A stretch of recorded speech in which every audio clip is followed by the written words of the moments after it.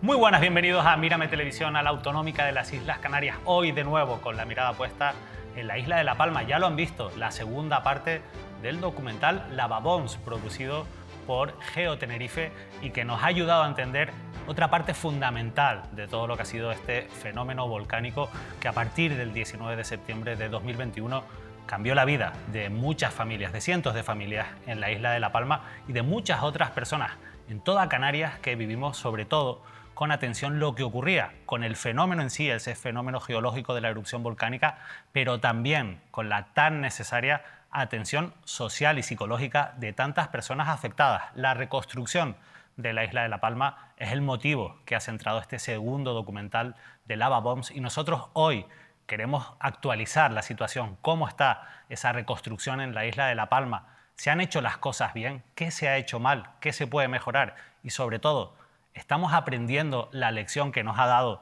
el volcán de Tajo Gaite? Bueno, de todo ello vamos a hablar en esta mesa de debate aquí en Canarias al Día y como la semana pasada nos acompaña Sharon Backhaus, que es la productora, directora de Geo Tenerife y productora de estos dos documentales que han podido ver aquí en Mírame Televisión. Sharon, gracias por acompañarnos de nuevo. Gracias por la invitación, David. Encantada de estar nuevamente aquí en el plató.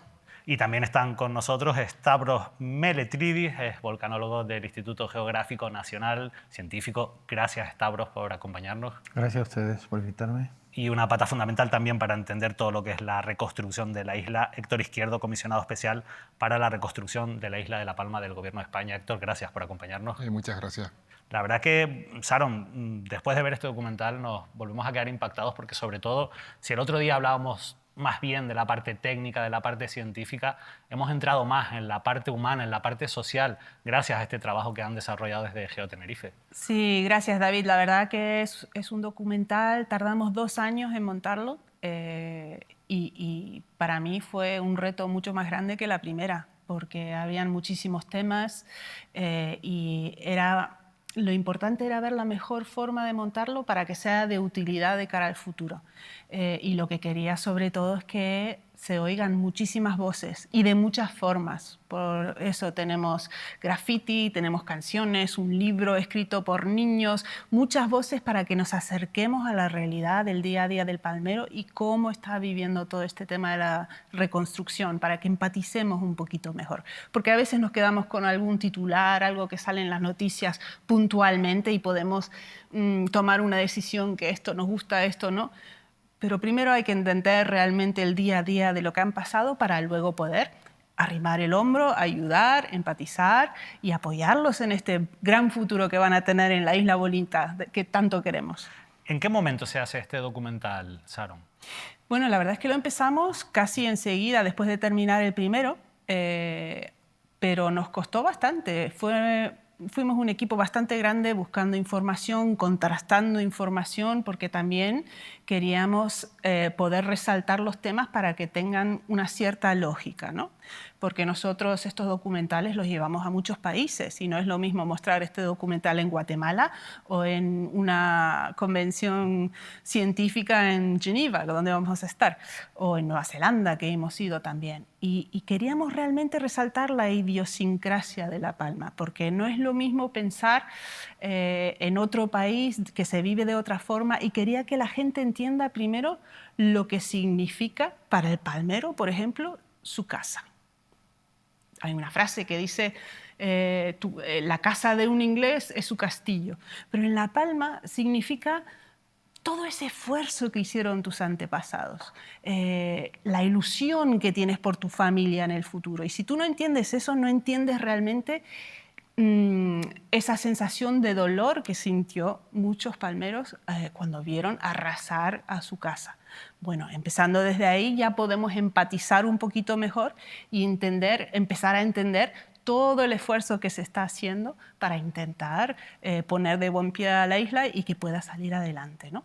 Y hay otras idiosincrasias que seguramente las hablaremos más adelante, ¿no? Porque la realidad en La Palma, en cuanto a dónde se construían casas, cómo vivía la gente, bueno, eso habrá que planteárselo también para ser más resilientes de cara al futuro. Es una realidad compleja, como ustedes mismos relatan en el documental.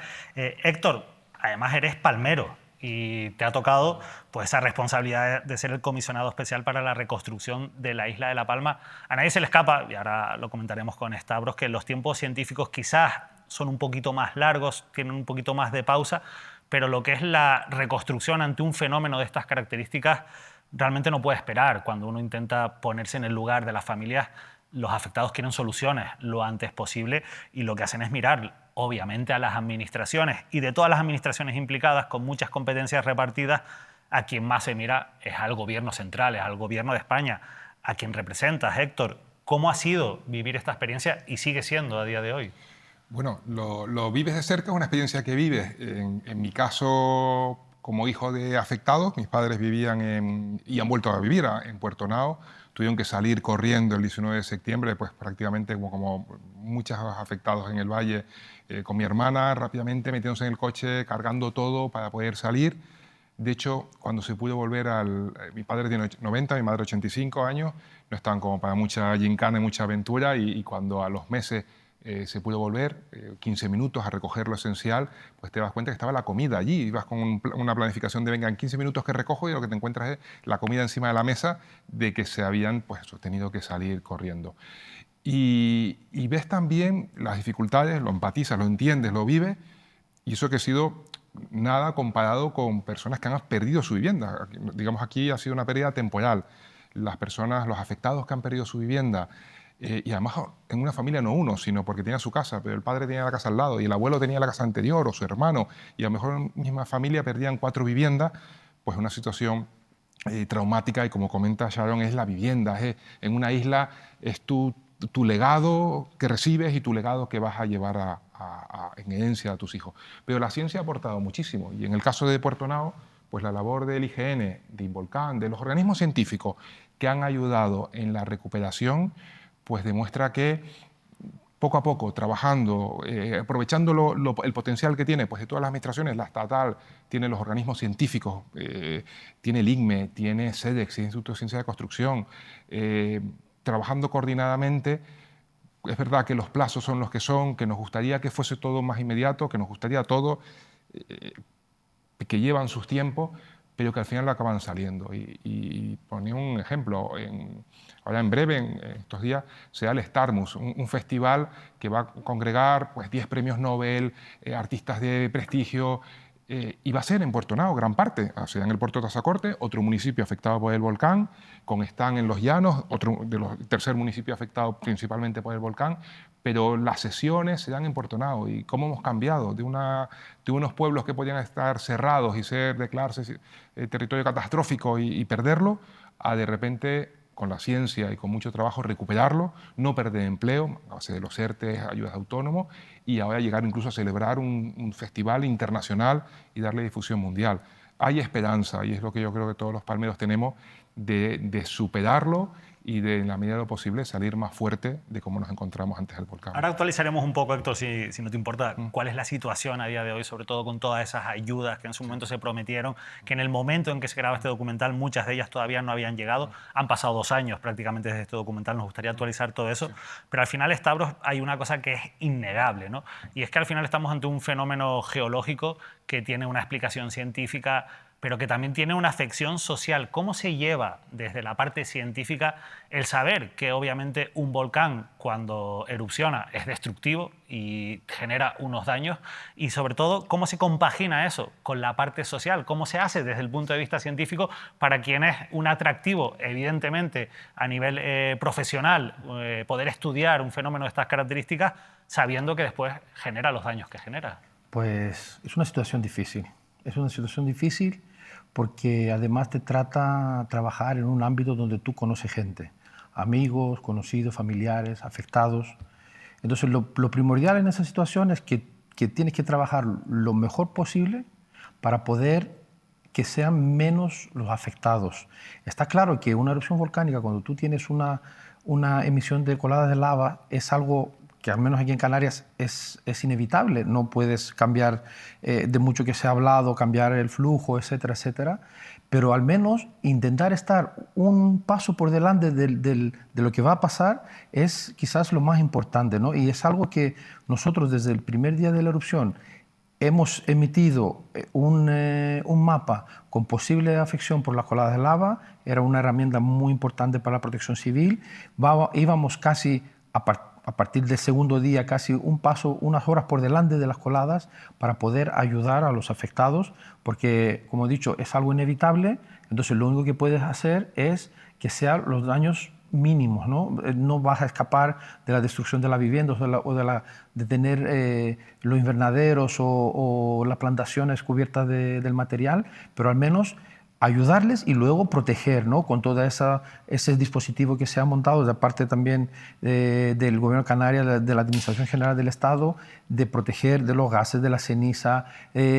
Mucha gente quería ir a ver el volcán, pero claro, el problema es que aquí no hay cultura para eso, hay que entender que hay peligros, entonces pues se ha puesto una zona de exclusión en ese momento. Luego hemos visto los problemas con los gases, que también afectados por la meteorología de cada lugar era distinto.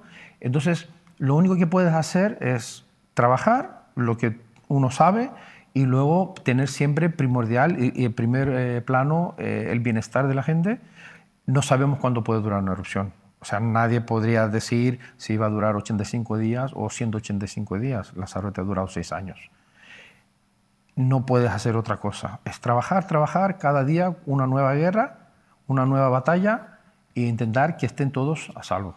Al final una coordinación que es fundamental y esa información, porque la destrucción es una destrucción lenta, si me permites la expresión, ¿no? Porque vas viendo, no puedes hacer nada para intentar, como decías, Stavros, desviar esas coladas y sabes que más o menos por dónde va a ir, sabes que va a afectar a tu propiedad y lo vas viendo lentamente, ¿no? Y eso al final genera también supongo, y yo, Sharon, creo que lo percibiste en ese documental, un daño psicológico importante. Es muy difícil asimilar que vas a perder tu casa cuando todavía no la has perdido, pero es cuestión de tiempo y sobre todo esa impotencia de decir, es que no podemos hacer nada para evitarlo. Es que no se podía hacer nada. Y fíjate que uno de los protagonistas del documental, Samu, perdió su casa al mes. Entonces, todos los días de ese mes se acercaba, en cuanto podía, miraba, intentaba calcular y claro, en cuanto se lo llevó, ya está. Y fíjate, es curioso, hay gente que me decía, en cuanto se llevó la casa, casi como que ya dormí un poquito mejor porque ya está, ya pasó, ahora hay que asumirlo y seguir. Hay otra gente que le cuesta muchísimo asumirlo. Que tenían familias, núcleos sociales, vecindarios que ya no serán iguales. Las Manchas ya se ha partido a la mitad. Entonces, superar todo eso va a ser un trabajo en equipo entre todos y con mucha fe y mucha voluntad. Hay mucha gente realmente que está intentando trabajar en La Palma para que tenga un futuro brillante, que lo tendrá, porque es una isla maravillosa. En ese momento, cuando haces el documental, Sharon, un poco lo que se transmite con este documento que hemos visto audiovisual es la desazón que tenían muchas personas, quizás no sé si desafección hacia la administración, pero pérdida de confianza. ¿Tú percibiste eso, que la gente no creía a los políticos? Es que los mensajes, claro, aquí se mezclan muchísimas cosas, ¿no? Por un lado, la administración quiere dar respuestas muy rápidas para ayudar a la gente que realmente está en esa situación tan difícil. Pero ¿qué pasa? Que todos los mecanismos van lentos. Entonces, una cosa que intentamos retratar en el documental es cómo los mensajes iban cambiando, que al principio se decía que iban a recibir sí o sí todo este dinero, luego se cambió para decir, bueno, pero si han recibido un seguro, no vamos a darle más, que tiene su lógica, ¿no? No van a recibir más del valor de su casa, entre los 60, los 90 y los 10, más el seguro, entonces eso lo vamos a ajustar.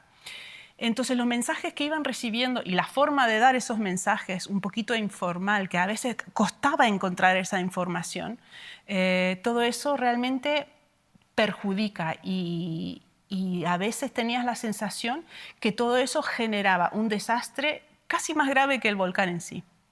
Porque aunque tú sufras la erupción y la pérdida de tu casa, entiendes que es un fenómeno natural. Pero todo lo que viene después es un fenómeno hecho por nosotros, entre todos. Y un poquito lo que queríamos hacer es humanizar todo eso, pero también humanizar todos los esfuerzos que se hicieron para ayudar, para que entre todos entendamos mejor por dónde cogíamos, por dónde nos iba mejor y cómo podemos ayudar en el futuro para caminar mejor en una recuperación, porque la recuperación va a ser larga, pero yo creo que si aprendemos las lecciones de todo lo que ha venido acumulando en La Palma, el día que tengamos una erupción otra vez en La Palma o aquí en Tenerife, no podemos cometer los mismos errores, tenemos que acompañarlos mejor, entender mejor, pero también como residentes, también entender el trabajo difícil que tienen para un poquito coordinar todas estas administraciones, porque tienes el ayuntamiento, el cabildo, el gobierno de Canarias, el gobierno de España. Es difícil coordinar todo eso. Héctor, ¿hubo precipitación a la hora de anunciar las ayudas, que yo entiendo que era algo necesario porque la gente necesitaba ver que estaba protegida, ¿no?, por este sistema de bienestar social que tenemos y por nuestras administraciones públicas? ¿Hubo precipitación que después llevó a errores a la hora de entregar las ayudas? En el sentido de errores me refiero a que realmente no se pudo cumplir con lo que se había prometido. Pero es una emergencia nueva, desconocida hasta fecha, no desconocida para el afectado en el sentido, por ejemplo, mis padres el tercer volcán que vivían, o sea, habían vivido el San Juan, habían vivido el Teneguía, ahora con el Tajo Gaite, que por cierto sirve de base, se aprobó además con impulso del IGN, un plan estratégico de gestión de catástrofes para que en las próximas catástrofes pues haya un intercambio de información entre los distintos organismos afectados, igual que por ejemplo a nivel notario, registradores, catastro, pues se han aplicado normativa nueva por el tema de regularización de inmuebles, que de hecho ahora en la DANA, por ejemplo, en el Real Decreto de Ayuda, hay medidas pues similares a La Palma y de hecho se añaden medidas que en este caso de regulación jurídica, que ha sido base básica para la ayuda de en este caso de viviendas, por ejemplo. Lo que quiero decir es que ante una situación nueva, bueno, no es algo que digas, venga, pues ahora mismo aplico tal medida. Y bueno, pues tienes que ver, oye, esta medida se puede aplicar, cuál es el marco jurídico, qué administración son competentes, cuáles son los límites, quién tiene que empezar a hacer cada cosa. Y bueno, eso lleva un proceso del cual, como todo en la vida, se va aprendiendo para que en el futuro erupción volcánica, que Stavros sabrá mucho más cuando podrá hacer, pero si en 30, 40 años, 50, no lo sé, ocurra que nos coja más prevenido, igual que la gestión de este volcán, pues es muchísimo más avanzada que la que hubo, por ejemplo, en el Teneguía, en todos los aspectos, sobre todo aspectos jurídicos, de gestión, económico, bueno, pues que nos coja más avanzados y más preparados, sin duda. A día de hoy, porque la foto fija de este documental es del año 2023 aproximadamente, estamos en 2025, ¿se han entregado todas las ayudas prometidas? A ver, de la parte del Gobierno de España, ahora mismo son unos 1.080 millones que están movilizados, ejecutados, o bien han llegado al afectado final,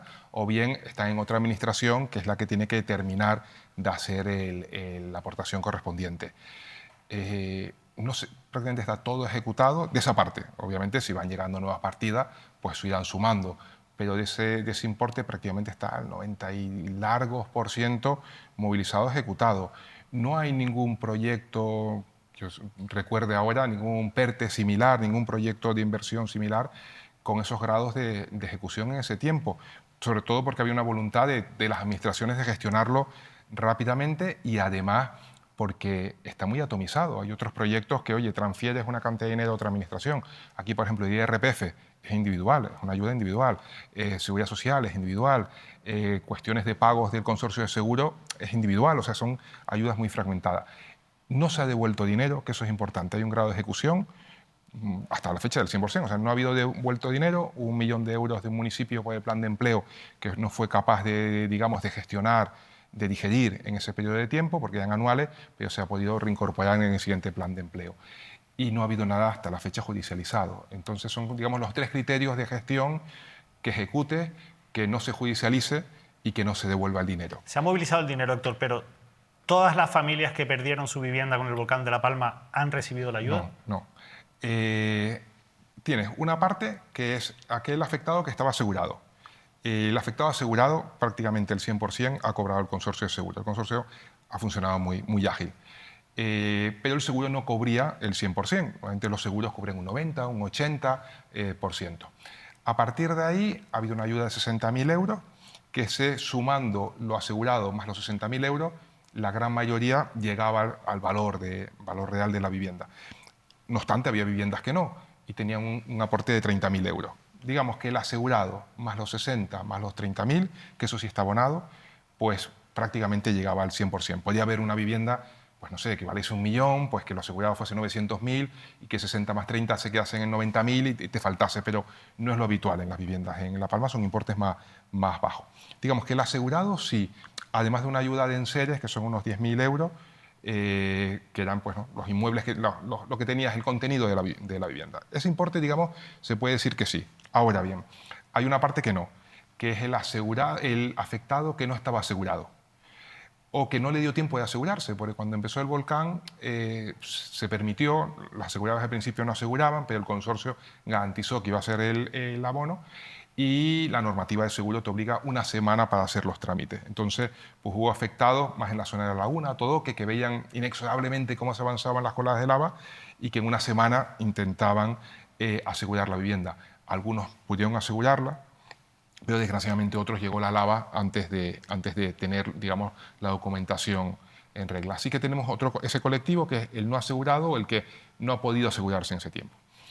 Para ese afectado han cobrado los 60.000, que prácticamente están al 100%, los 30.000, los enseres, esos 10.000 de enseres, pero claro, una vivienda no vale 90.000 o 100.000 euros, queda, en media me refiero, queda un importe. Ese importe se ha complementado en pagos que han sido en octubre y los 2 pagos importantes en diciembre, a través de una aportación de 100 millones de euros por parte del Estado y 50 por parte del Gobierno autonómico. Con esos 150 se han ido abonando. Prácticamente estamos a unos 115 millones aproximadamente abonados. ¿Qué queda? Queda un porcentaje que tienen el dinero consignado, de esos 150 se ha separado el dinero que tienen que recibir. Y ahí sí es verdad que hay un colectivo, que el no asegurado, que no ha cobrado de estos 150 millones, están entre 115 y 150, pues esa parte de esos 35 no han recibido el dinero. ¿Qué perfil es? Pues prácticamente pues casos que pues, se complican a nivel burocrático, bien por la propia administración, por los tiempos de gestión, o bien por que son a lo mejor pues, familias, que da una herencia, que dan varios hermanos, que tienen que regularizar, que da una hijuela, que, bueno, pues situaciones, bien por la administración, bien por la situación, o sea, los casos complejos, quiero decir. Esos son los casos que se van a ir abonando, sobre todo porque el dinero está consignado y bueno, pues poco a poco es verdad que iba a ser un goteo porque son casos pues más delicados, no es el expediente estándar, es el caso más complejo. Pero yo estoy convencido que a lo largo del año estarán todos abonados la primera vivienda, es el objetivo, el dinero está y debería estar a lo largo del año ese porcentaje cubierto. Son esos 840 expedientes de primera vivienda. Exacto, sí. Esa es la cifra. Exacto, sí. Stavros, hay una cosa que quería comentar porque al final nos centramos mucho en, obviamente es la pérdida más grande es la de la vivienda, pero quizás todavía más difícil de poder asimilar fue lo que ocurrió en zonas como Puerto Najo, La Bombilla, cuando hubo gente que, sin estar directamente afectada por la lava del volcán, tuvo que abandonar su vivienda por algo que genera un daño grave a la salud, como son esos gases que emanan precisamente de esa erupción o que provienen de esa erupción volcánica, pero que no se ven, que no se huelen. Esto desde la parte científica, ¿cómo se afrontó? ¿Cómo se afrontaba el hecho de tener que explicar que era necesario evacuar a esas personas? Pues quizás fue más difícil que la erupción, esa es la verdad. Porque como he dicho, la gente no lo huele, no lo ve, no ve un cambio en su cuerpo instantáneo, porque estaríamos hablando ya de muertos. Entonces es difícil explicarlo, ¿no? Nosotros nos percatamos finales casi de la erupción que había una zona que se detectaba dióxido de carbono a altas concentraciones. Al principio se ha hecho una estimación que podría ser por las coladas de lava que bajaron cerca de La Bombilla, pero hemos visto que no, que después se han hecho análisis, se ha visto a través de isótopos que es dióxido de carbono que viene desde la profundidad, 10, 12, 15 kilómetros, nadie podría decirlo, y que es algo que no se podría modelizar bajo ningún concepto, no se podría hacer una estimación cuánto podría durar, era algo que fluctuaba y claro, era algo que podría afectar la salud en ese momento o puede tener unos efectos a corto o medio plazo. Entonces, pues de la parte del PEVOLCA se ha decidido generar ese cordón, digamos, para que la gente no puede entrar adentro, pero hemos tenido varias reuniones con los vecinos intentando explicar el problema que vivimos en el año 2025, nadie puede poner puerta en Internet, hay muchas opiniones, muchos expertos, muchas teorías, muchas conspiraciones y sobre todo, por encima de todo eso, es que uno está afectado, que hay que entenderlo. O sea, uno puede decir, como dijo Héctor, yo no he perdido la casa, pero tampoco puedo vivir. No me dan la ayuda, en ese momento no había ayudas al principio y no podía explotar porque era un apartamento que tenía que alquilar o porque tenía un apartamento para ir a la playa. Y fue difícil, siempre había un problema, siempre hubo digamos, desde fuera teorías de conspiración, para manipular los precios de las viviendas, porque alguien tiene, el otro no tiene, porque los científicos quieren llevar dinero para proyectos, etcétera, etcétera, etcétera. Pero yo creo que al final la gente ha entendido que todo eso que han sufrido, porque la verdad que es un sufrimiento, se ha hecho, todo lo que se ha hecho pensando su bienestar. Al principio estaba la zona cerrada totalmente. Nosotros como IGN habíamos instalado varios sensores por las calles porque tampoco podríamos entrar en las viviendas particulares para una modelización. Luego se aprobó un proyecto, como ha dicho Héctor, de varios millones de euros que lidera el IGN, que está en Volcán también y está el Cabildo de La Palma también. Se han montado ahora más de 1000 sensores en casas, en el hotel, en vivienda, en tiendas, comercios. Hay un centro de recepción de los datos de esos sensores, pero hay que entender una cosa. El sensor es un medio de avisar, no evita el dióxido de carbono.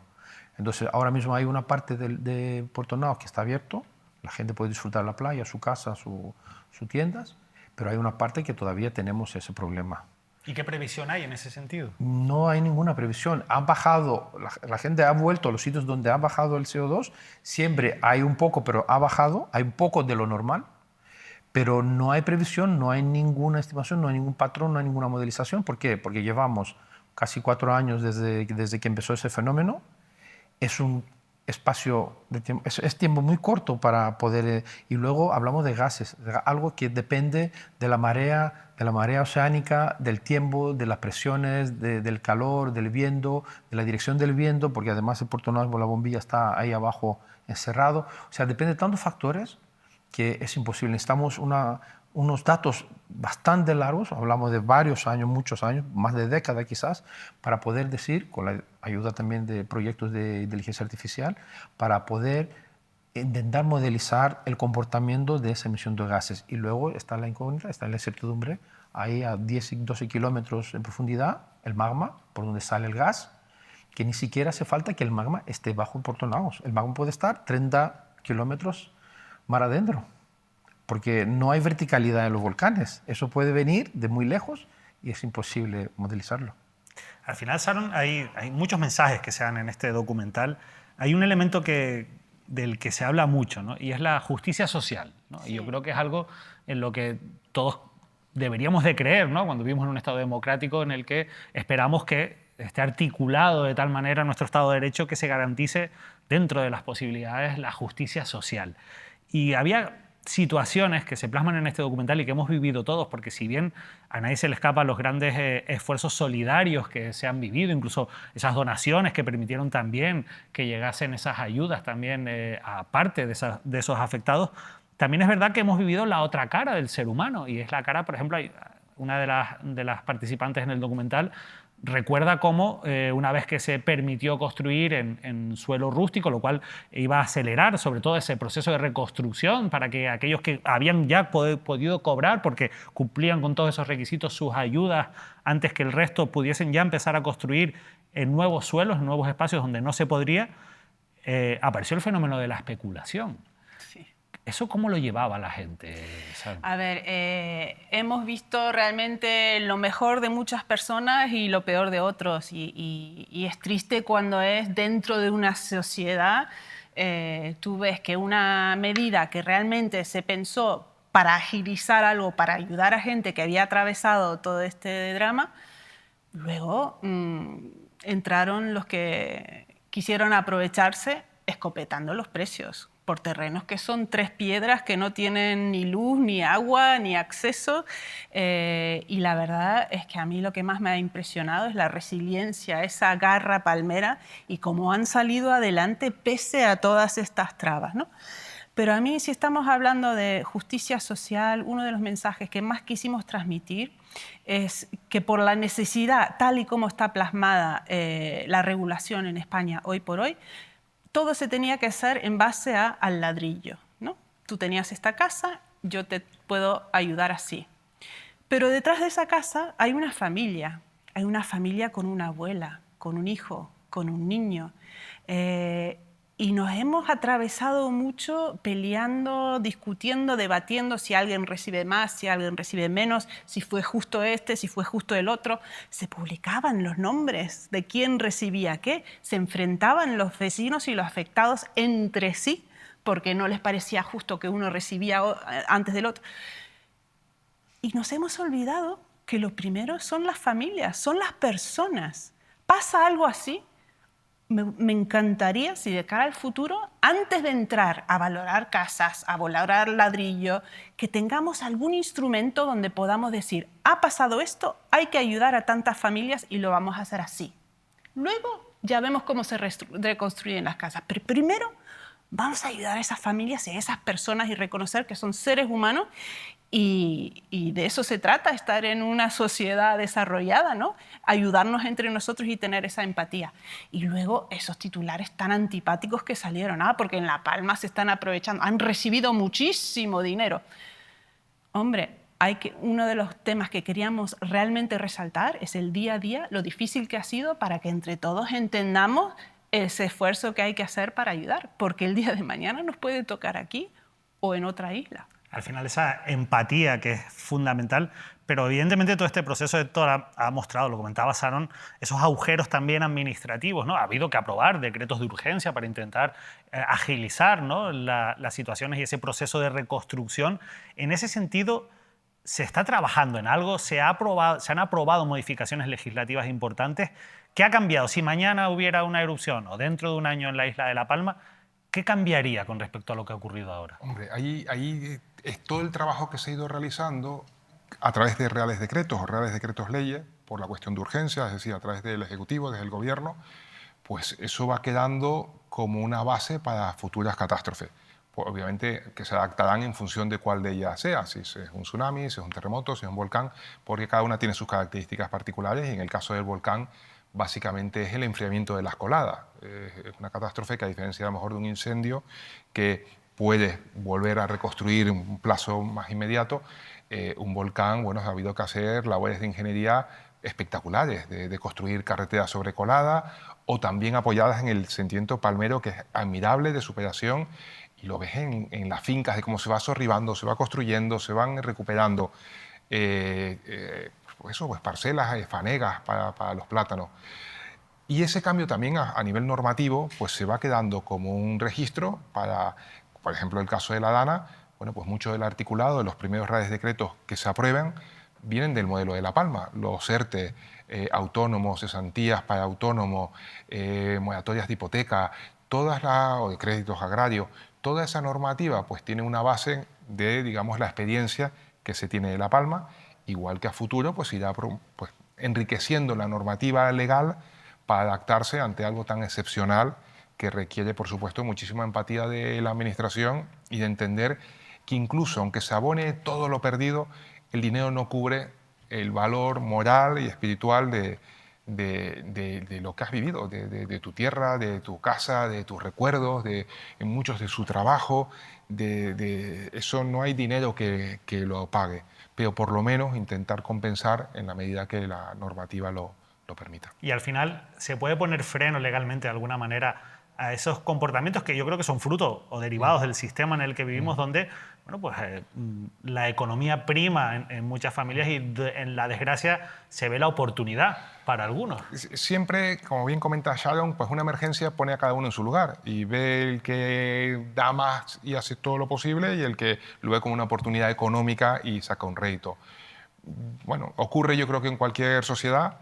No creo que en La Palma haya ocurrido más que en otras situaciones parecidas. Apostaría que menos, porque hay un sentimiento de pertenencia, porque es una isla, porque todo el mundo se conoce, porque hay un respeto entre todos los palmeros y un sentimiento de orgullo de la isla.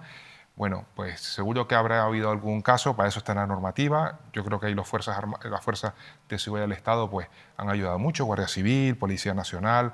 El hecho está en la protección a las vidas y que no nos hayamos encontrado, como bien comentaba Stavros, de accidentes, de turistas curiosos que hayan intentado ir al volcán a ver las lavas, de fallecidos. Y yo creo que ahí las fuerzas de seguridad han trabajado muy bien. ¿Que haya habido algún caso de alguien que se haya aprovechado? Bueno, pues creo que el problema lo tiene esa persona por no tener esa moral de comportarse en ese momento como tiene que hacerlo. Pero prácticamente yo creo que los palmeros, y además que lo he visto, de personas que ofertaban su casa para que se quedasen, y no un día, no dos, sino meses, y quedasen en su vivienda, de personas que le han prestado vehículos, o sea, ha habido apoyo. Yo creo que ha habido mucho apoyo de la sociedad, lo sigue habiendo, y gracias a eso nos estamos recuperando, gracias a ese carácter de solidaridad nos estamos recuperando. Hay un elemento, Stavros, fundamental de cara a poder evitar, y pensando ya un poco en el futuro, evitar o minimizar los efectos, ¿no?, de un volcán, y al final es el trabajo en la predicción, ¿no? Y aunque la semana pasada nos centramos más en esa parte técnica, hay una información que hemos conocido en los últimos días, y yo quería aprovechar que estabas aquí, Stavros, para que nos comentes los resultados de ese estudio que se ha elaborado en conjunto entre diferentes instituciones. Ha participado, por supuesto, el IGN, la Universidad de La Laguna, el Instituto de las Ciencias y de la Tierra de Orleans, y básicamente lo que viene a decir, ahora nos explicarás un poco, si no te importa, cuál es el resultado y cómo se puede enfocar esto y por qué puede ser positivo de cara al futuro, es que durante un periodo de 10-15 días ese magma del volcán de La Palma, que al final propició la erupción, se movió de manera silenciosa, sin dejar registros que se pudieran, por lo menos con los instrumentos que se tenían en ese momento, registrar. Eso explica muchas de las cosas o de los huecos de las preguntas que nos hacíamos sobre qué ocurrió en esos días previos. Y aunque supongo que ustedes, más o menos, esa era la hipótesis de base de este estudio, esto les ayuda a trabajar de cara al futuro, ¿no? Bueno, sí, porque sobre todo en la ciencia no hay que trabajar con hipótesis, sino hay que trabajar con datos.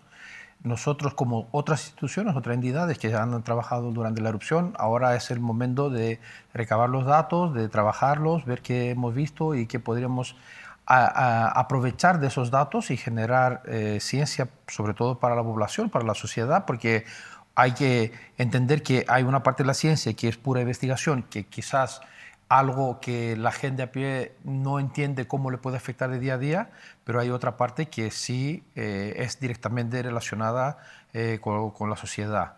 Entonces, lo que hemos visto nosotros es que hubo una acumulación de magma muchísimos años antes de la erupción, totalmente con una acumulación asísmica, o sea, no hubo registro de sismicidad, y eso para entender. En La Palma hay una estación que está en el barranco, casi en desembocadura del barranco de las Angustias, que está instalada desde el año del Teneguía, o sea, lleva 50 y pico años. Y durante estos largos años, estos 50 años, esa estación nunca ha registrado, hasta que no llegó el primer enjambre del 2017, nunca ha registrado nada anómalo. Y todos esos años, antes de la erupción, 20 años antes de la erupción, quizás 15, pues el magma se acumulaba en menor profundidad, a 10 kilómetros más o menos, y no se registraba por ningún lado, ¿no? Entonces, eso quizás es el hallazgo más importante de ese trabajo. ¿Por qué? Porque nos avisa que pueden pasar cosas sin que la instrumentación que tenemos desplegada, de muy moderna que puede ser, que muy exclusiva que puede ser, registre algo. Y muchas veces, lo hemos visto en el Hierro, empezó una sismicidad y tuvimos una erupción 3 meses más tarde, en La Palma una semana más tarde. O sea, no siempre, y eso la gente que durante la erupción al principio lo entendía, pero luego ya hemos cambiado un poquito, el científico no tiene respuesta para todo. Y pasan muchísimas cosas ahí abajo que nosotros no somos capaces de, primero, detectar, no hablo de interpretar. Entonces, si acumula magma suficiente para cambiar las condiciones en ese reservorio, en esa zona de acumulación, generar condiciones óptimas para una erupción sin que no podamos registrar nada, está claro que pues, con estudios como estos y con desarrollando más técnicas, tenemos que movernos en la dirección de poder dar respuesta a eso. Pero hay tecnología para poder captar esos registros que a lo mejor no se tenga y que con inversión pública se podría conseguir para estas instituciones. Bueno, tecnología, a lo mejor tecnología en tiempo real como una estación sísmica, no, ahora mismo. Pero el estudio, por otro lado, lo que ha hecho es, ha cogido muestras, o sea, hemos cogido muestras durante la erupción y hemos invertido el proceso. O sea, esas muestras entraron en hornos de más de 1000 grados centígrados, con presiones muy altas, de presiones que se pueden registrar a 15 kilómetros de profundidad. Entonces vamos poquito a entender qué está diciendo la roca que está en la superficie, ¿no? Entonces, conociendo esa historia, y es la historia de varias erupciones, a lo mejor en una zona como Cumbre Vieja, podemos hacer una estimación de cuánto tiempo puede tener una erupción después de la otra, ¿no? Cuánto puede tardar. Y eso ya es una ayuda importante. Saber que el plazo que tenemos para reaccionar como sociedad y como ciencia son 15, 20, 100 años. Eso es una parte muy importante. Y el otro, la otra parte importante también es que a través de métodos indirectos, pues con la ayuda de la inteligencia artificial ahora, como tenemos las estaciones en tiempo real, etcétera, etcétera, pues la idea es meter todos los datos en la misma base de datos y empezar a jugar, entre comillas, intentando interpretar, poquito, digamos, detectives de volcán, para llamarlo de alguna manera. Pero la naturaleza no se comporta, no es un comportamiento lineal en la naturaleza, no es veo la nube, va a llover, ni eso pasa ya. Entonces, imagínese algo que está a 15 kilómetros bajo nuestros pies. Es complejo todo. La verdad que hablando un poco ya de cara al futuro, hablando de la reconstrucción necesaria, hay un debate muy interesante sobre si esto tiene que ser una oportunidad para poder plantear un desarrollo distinto de la isla de La Palma. Sharon, ¿cómo percibes tú? ¿Qué te transmitió la gente con respecto a hacia dónde tiene que ir el modelo económico de la isla de La Palma? Si el volcán tiene que cambiar la dinámica anterior en la isla de La Palma. Y hay otra parte que no quiero dejar pasar y que me gustaría también escuchar tu opinión, y es esa secuela psicológica que quizás es más difícil de ver y probablemente más difícil de cicatrizar y que entiendo que tú también percibiste en esos protagonistas. Esa segunda parte es la más difícil, creo, porque sobre todo en La Palma, porque había un sentimiento muy romántico de los volcanes entre las familias, ¿no? Porque el Teneguía era el volcán amable, ¿no? Fue unos días de erupción que eran un espectáculo de la naturaleza, la gente lo venía a ver, y claro, el volcán de Cumbre Vieja de Tajo Gaite no tuvo nada que ver con lo que les habían contado sus padres, sus abuelos, todas estas generaciones que sí habían vivido todo eso, ¿no? Con lo cual, claro, eso va a ser difícil, pero creo que ya se está notando un cambio. O sea, cuando mostramos el primer lava bombs después de un año del volcán, todavía había una sensación muy pesada de duelo y de dolor en la isla. Oye, la gente lo sigue pasando mal, sigue sufriendo las secuelas, pero en la gran mayoría, la gente con la que yo hablo ya habla un poquito de otra forma del volcán, ¿no? Y tiene planes de futuro, se han podido situar. Hay algunos todavía que no, y a esos hay que ayudarlos. Pero a mí lo que me gustaría es que hagamos una reflexión, porque a veces con esa intensidad de deseo de querer ayudar, hacemos las cosas rápidas y no nos planteamos cuál es la mejor vía, ¿no? Entonces se han apresurado a plantar otra vez plátanos. Igual era un momento para decir, oye, igual el plátano no es el mejor producto para tener en La Palma con la cantidad de agua que necesita, por ejemplo, ¿no?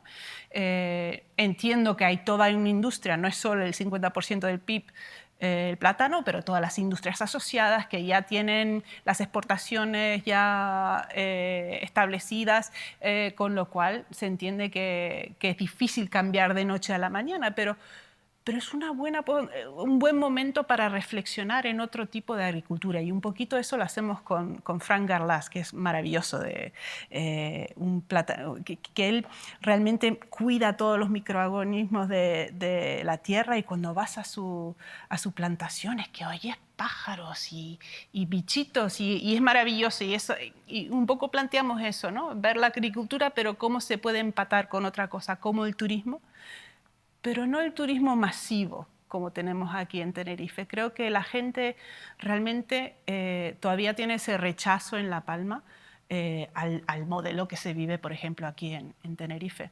Y a mí lo que me gustaría también es que haya un periodo de reflexión sobre el desarrollo teniendo en la mano la ciencia, porque seguimos construyendo hoteles sin pensar en qué riesgo tiene esa zona, cómo lo vamos a evacuar, que si va a ser zona inundable o no, porque atraviesa un barranco, por ejemplo. Y en La Palma está pasando lo mismo, ¿no? Hay muchísima presión, la gente quiere volver a vivir al mismo sitio, quizás tener su finca en el mismo sitio, y es difícil empatar esas dos cosas. Y lo que sí creo que es increíble es que surgió esta iniciativa de la ley de los volcanes, que surgió de la isla de La Palma, pero luego la llevaron a todas las islas, creo que recogieron 40.000 firmas, un poco para tener ese framework, para poder decir que de cara al futuro vamos a reconocer que una erupción volcánica no es como otro tipo de emergencia y que hay que tratarlo de otra forma y tener unas bases. Y una de las cosas que plantea, que me parece interesantísimo, un poquito para quitar lo que vimos durante las elecciones, que de repente hubo esa ruptura entre las posturas que habían estado muy unidas, que dentro de la respuesta también haya una voz del pueblo. Porque algunas de las propuestas que en su momento se plantearon de forma muy rápida no se ajustaban a lo que quería el pueblo, como el segundo trozo de la ruta de la carretera, por ejemplo, la carretera de la costa, que iba a arrasar con unas plataneras, unas finquitas espectaculares que son tan simbólicas, donde ahí se practica algo muy sostenible, que viene alguien y te ayuda en tu finquita y eso lo iba a arrasar todo para sacar una carretera. Y creo que a veces hay que también tener en cuenta esas otras voces y lo que ellos quieren, donde ellos van a vivir. ¿Cómo tiene que ser ese proceso de reconstrucción? ¿Cómo se está afrontando? Lo digo porque también en el documental, como decía Sharon, se ven algunas actuaciones que se llevan a cabo y que al final lo que transmiten a la gente es desconfianza sobre por qué se están haciendo tantas carreteras, por qué se hacen con tanta velocidad. Ahora queremos volver a plantar en las coladas, o otros que consideran que no es lo adecuado. Un cultivo como el del plátano, súper subvencionado por la Unión Europea y que probablemente antes o después deje de tener esa subvención, y que quizás tenemos que plantearnos si es el cultivo más adecuado también en términos ecológicos para una tierra como la de Canarias y en este caso como la isla de La Palma. ¿Cuál es el mensaje en el que se está trabajando desde el Gobierno central? ¿Cómo se quiere afrontar esta reconstrucción? Sí, yo un poco en línea como comentaba Sharon,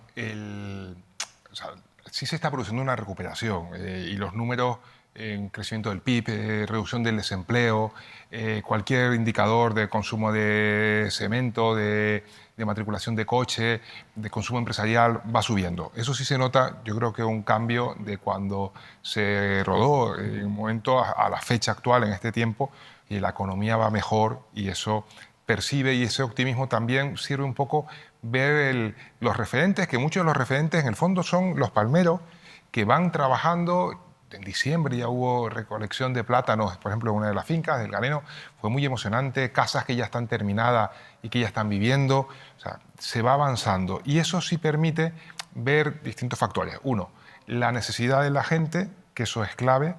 El escuchar, yo creo que a mí me ha ayudado mucho la labor de las plataformas, prácticamente 14 plataformas que hay, porque son los que conocen la situación, los que hablan con los vecinos, los que conocen, los que llevan tiempo viviendo, los que ven las necesidades que se tienen que aplicar y las que te los canalizan. Y es una labor pues clave, sin la cual la reconstrucción no hubiese sido posible, sin la labor de las plataformas. Y entre esas plataformas también hay plataformas agrícolas. Yo soy nieto de agricultor, ya no, mis padres ya fue una generación como maestros que no trabajaban los plátanos y dejaron de tenerlo.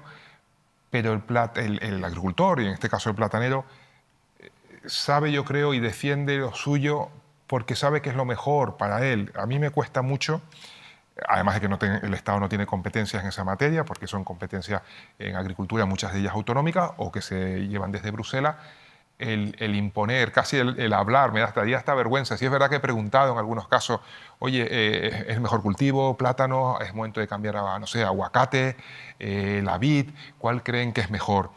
Y tuvimos reuniones con el subsecretario de Agricultura, el ministro de Agricultura estuvo en un par de ocasiones en La Palma, nos reunimos con las cooperativas agrícolas y se les planteó, porque bueno, habían tipos de ayudas que podían servir para hacer pues, cambios a otros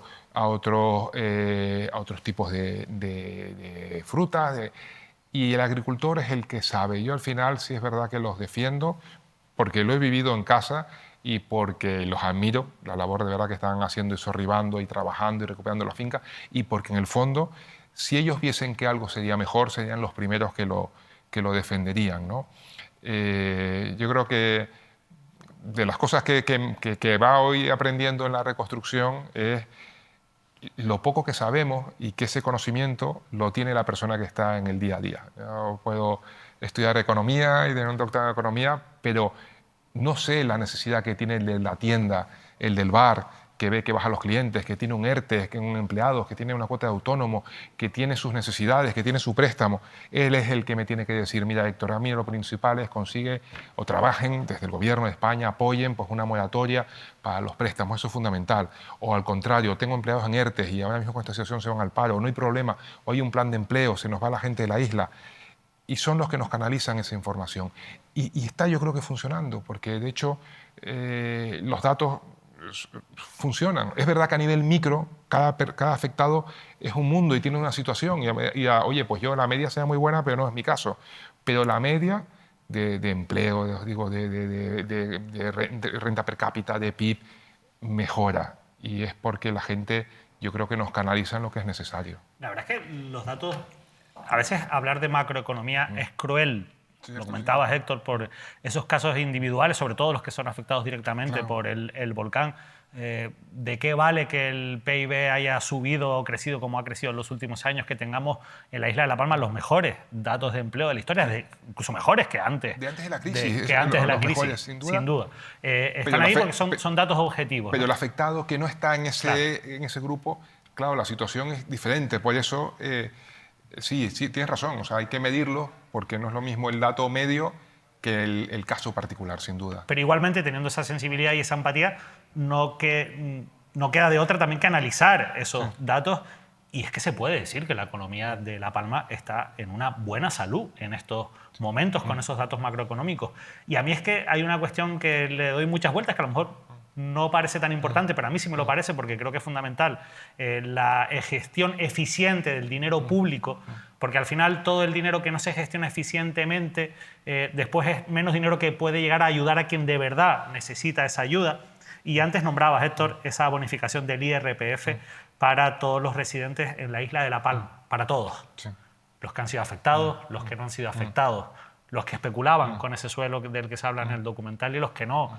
Los que han hecho las cosas bien y los que no. Es justo, volviendo a la justicia social, que se bonifique a todos los palmeros. Pero hay que ver la medida en un, digamos, esto es así como una especie de no sé, como un...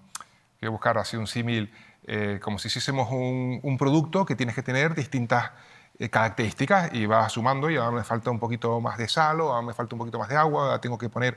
La economía funciona a veces así. Es un sistema de balanza y a veces tienes que ir pues, controlando para evitar problemas, desempleo, inflación. Entonces, hay mucho inversión, gasto público, como lo normal en una gran catástrofe, y debe seguir habiéndolo, porque este proceso, para seguir esa inercia de crecimiento de la economía, cuando vayan terminando ayudas, que se vayan compaginando con proyectos de largo plazo, geotermia, inversiones, no sé, túnel del Remo a la Zamora, inversiones turísticas, fomento de valores tipo patrimonios de la humanidad como en las grabadas rupestres. O sea, hay canales que tú puedes ir desarrollando para que vayan uniéndose a los que se van terminando. Y las ayudas fiscales son un complemento que siempre se utilizan con la inversión de gasto público. ¿Por qué? Porque el gasto público es un sector muy intensivo en capital humano, pues vamos a hacer obra. Ahora, en cierta manera, cuesta a veces encontrar ciertos profesionales para trabajo porque está todo el mundo construyendo un muro, construyéndose una casa, y a lo mejor cuesta encontrar un albañil, un aparejador. De hecho, muchos vienen de otras islas y se están quedando en La Palma porque hay mucha demanda de trabajo. Y eso mueve, digamos, parte del sector, que es un sector tractor. La construcción siempre ha sido un sector tractor en España, pero no es el único y tienes que complementarlos con otros. El IRPF, sobre todo, ayuda al sector consumo, sobre todo si se va aplicando mes a mes. De manera que si tú tienes una nómina, no sé, de 2.000 y de repente pasas a 2.700, esos 700 de más, pues la tendencia es en parte a gastarlos. Si tienes una estabilidad laboral, a lo mejor no te gastas los 700, pero a lo mejor te gastas 500 y te lo gastas en el día a día y sales a comer, movilizas en restauración y eso a su vez contratan empleados y camareros, o lo gastas en el comercio, de manera que vas relacionando ayudas fiscales por un lado, con ayudas de gasto público por otro lado, con sectores desfavorecidos, con ERTES autónomos por otro lado, con ayudas de nuevas inversiones y más de ciencias por otro lado para un poco canalizar el crecimiento. Y está funcionando porque, ya os digo, estamos teniendo un crecimiento de PIB sin tener inflación, estamos consiguiendo que se cree empleo, va funcionando, pero es una labor de balanceo y de ir midiendo las decisiones. Las medidas de IRPF las revisa AIREF, que es la Autoridad Fiscal Independiente, y se van viendo cada año cómo van, pues digamos, afectando y qué desarrollo, qué consecuencias tienen. Pero es una labor complementaria y, en mi opinión, económicamente útil. Stavros, hay una frase que dices en el documental que a mí me parece que puede ser un broche a todo lo que hemos hablado aquí, a todo lo que intenta transmitir la Baboms. Y dices, si queremos vivir en Canarias, tenemos que convivir con los volcanes. Esto parece una obviedad y, de hecho, puede serlo, pero la práctica nos demuestra que muchas veces nos hemos olvidado de dónde vivimos. ¿Cómo tiene que ser esa convivencia? ¿Qué falta para que de verdad convivamos con respeto y con seguridad con los volcanes? Bueno, yo diría más que convivir ya, querer los volcanes, ¿no? Tajo Gáitea, por ejemplo, estará ahí los próximos 130, 140 mil años si es que no haya otra erupción para taparlo. Y la gente, yo creo que aquí, no solamente en La Palma, en todas las islas, lo mínimo que tenemos que hacer es respetar la naturaleza, agradecer porque estamos donde estamos gracias a los volcanes, no hablo solamente como canarios, hablo como vida en ese planeta.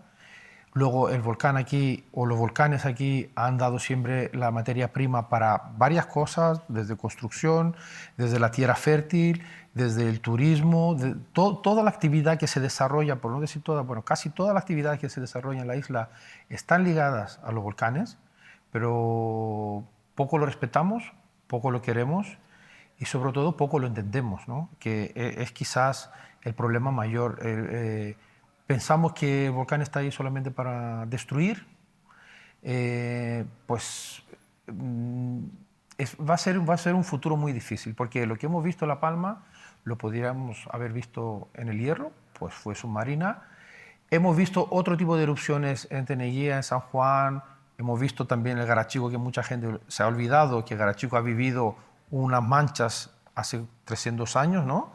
Ha destruido la mitad de la isla, de la ciudad, más el puerto, etc. Lo hemos visto en Lanzarote, que la gente quería salir de la isla y no le dejaban salir para no frenar el motor económico de la isla.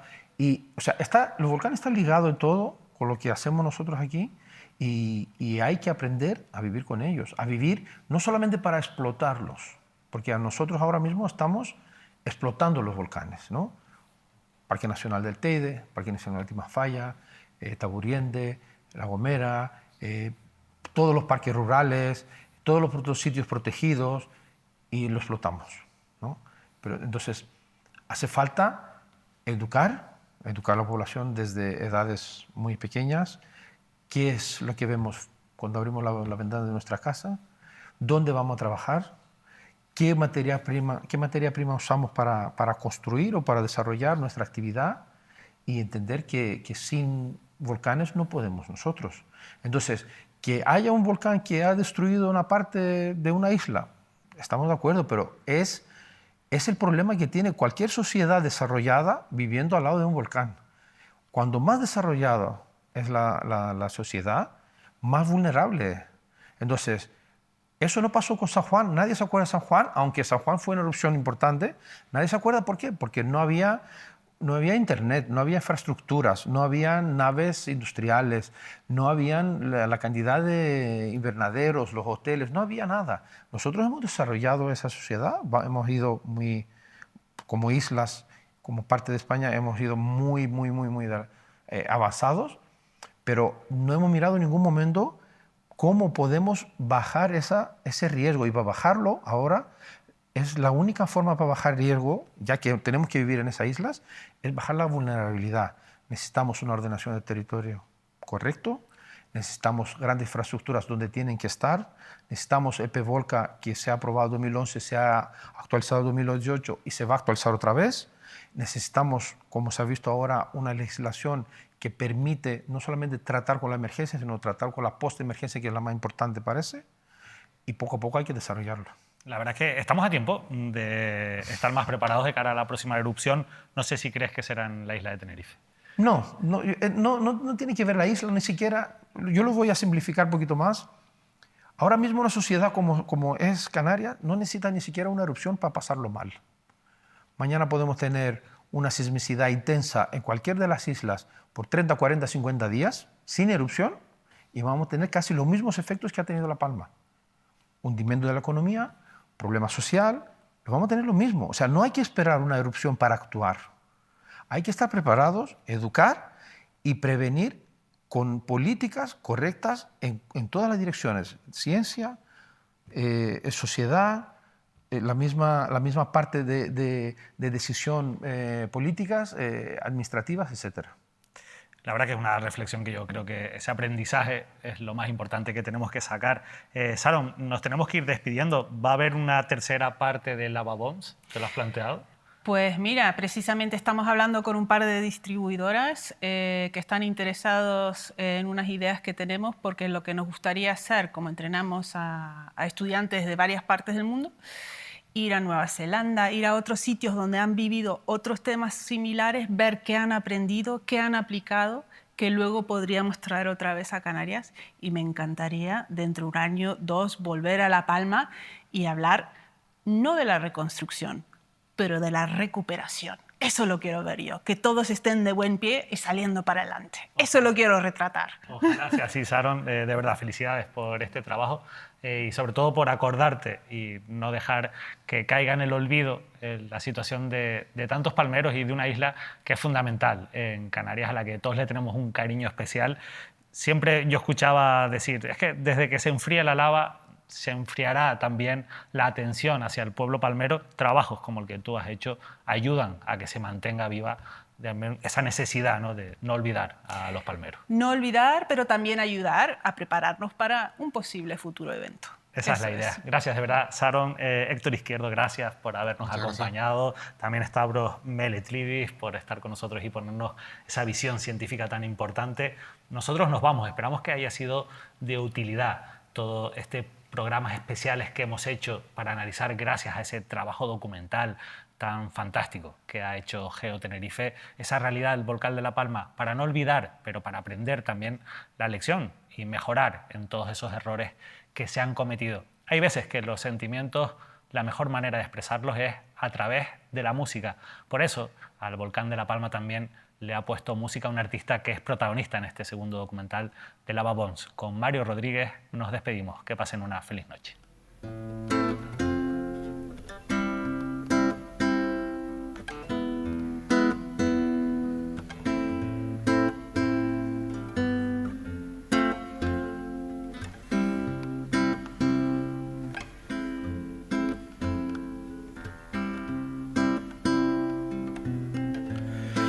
¿Qué pasa si te digo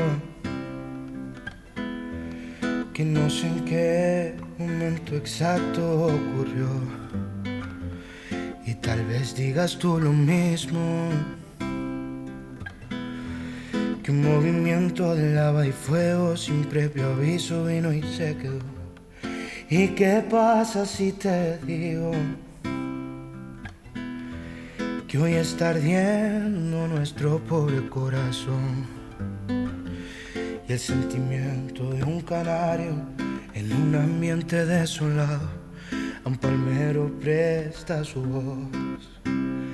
Y llegará el día en que algún momento se escuche nuestro trueno más que el del volcán. Y lo que conlleva ser palmero tiene el significado de fuerza y voluntad.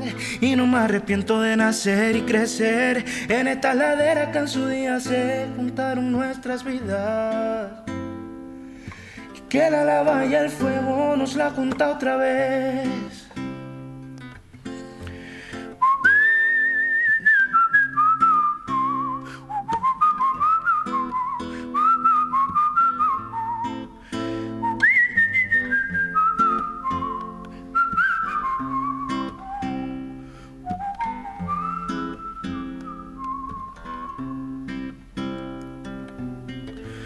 Un cúmulo de sentimientos que se forjan en nuestros cimientos.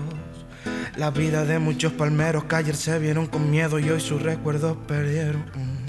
Y en época de incertidumbre, mientras unos lloran, otros venden sus pañuelos. La hipocresía nos irrumpe, vete a hacer turismo donde hoy 1000 vidas se perdieron. ¿Y qué pasa si te digo que está ardiendo nuestro pobre corazón?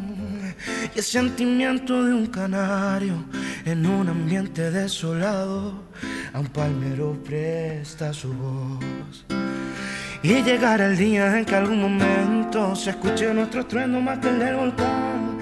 Y lo que conlleva ser palmero tiene el significado de fuerza y voluntad. Y no me arrepiento de nacer y crecer en esta ladera que en su día se juntaron nuestras vidas. Y que la lava y el fuego nos la junta otra vez. Y que la lava y el fuego nos la junta otra vez.